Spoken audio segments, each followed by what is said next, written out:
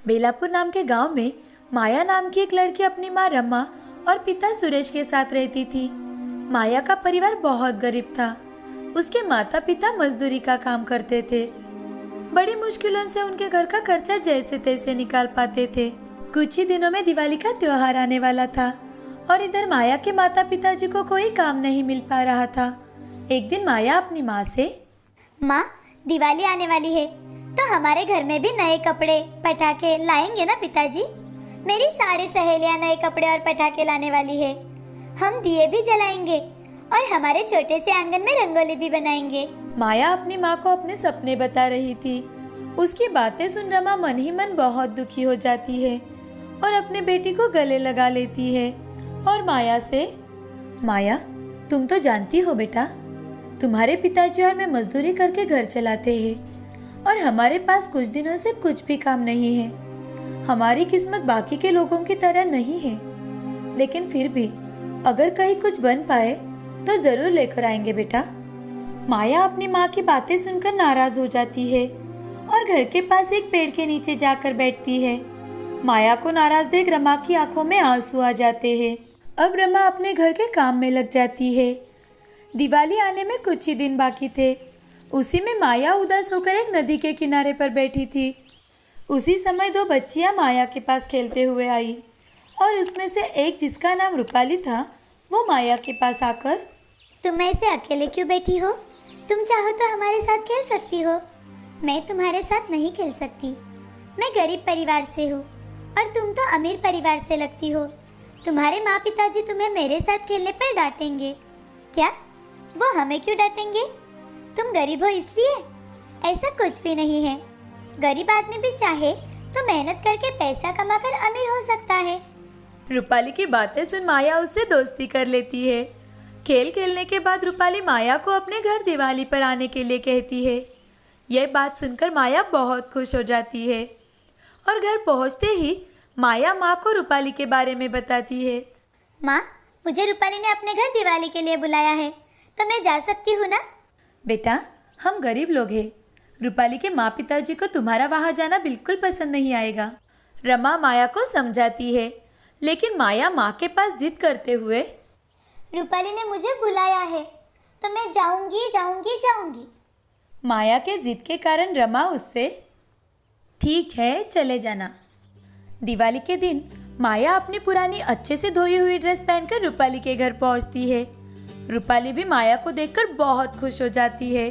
तभी रूपाली अपनी माँ से, माँ सुनो ना, माँ ये मेरी सहेली माया है। रूपाली की माँ सुशीला और पिताजी ओम माया को देखकर जरा भी खुश नहीं थे। माया की गरीबी उसके कपड़ों में से झलक रही थी और रूपाली किसी भी गरीब घर के बच्चे से दोस्ती करे ये उन्हें बिल्कुल पसंद नहीं था। रूपाली के पिताजी रूपाली को एक साइड में लेकर जाते हैं और उससे, रूपाली, तुम्हें कितनी बार बताया है कि गरीब लोगों से दोस्ती मत करो। तुम इन गरीब लोगों को नहीं जानती बेटी।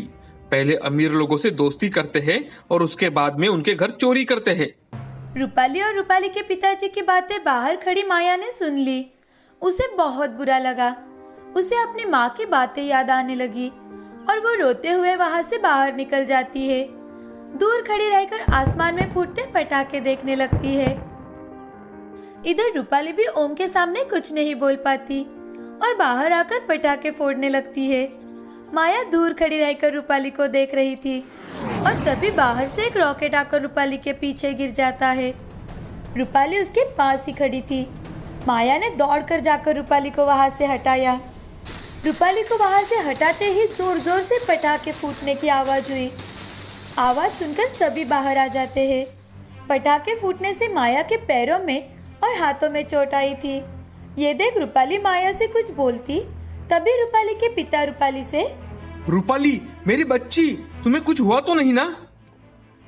पिताजी, आज अगर माया ना होती तो मुझे जरूर कुछ न कुछ होता। उसी ने मेरी जान बचाई है। रूपाली के पिताजी माया की ओर देखते हैं और माया से, माया, मैंने तुम्हें इतना भला बुरा कहा, फिर भी तुमने रूपाली की जान बचाई है। रूपाली मेरी दोस्त है, उसे बचाना मेरा फर्ज है मालिक। तभी ओम की नजर माया के जख्मों पर जाती है। मालिक नहीं बेटी, चाचा जी। तुम्हें कितनी चोट आई है बेटी? चलो अंदर चलो, मैं अभी डॉक्टर को बुलाता हूँ। बेटी माया, मुझे माफ कर दो, मैंने तुम्हें गलत समझा। ओम को अपनी सोच और गलती का पछतावा होता है। अब रूपाली के माँ पिताजी मिलकर माया को बहुत सारी मिठाइयाँ और नए कपड़े दिलवाते हैं। माया उसे देखकर बहुत खुश हो जाती है और घर चली जाती है। घर जाकर देखती है तो उसकी माँ उदास बैठी कुछ सोच रही थी। तभी माया अपनी माँ के पास जाकर, माँ, पिताजी, देखो तो ओम चाचा जी ने हमें कितनी सारी मिठाइयाँ और नए कपड़े दिलवाए हैं।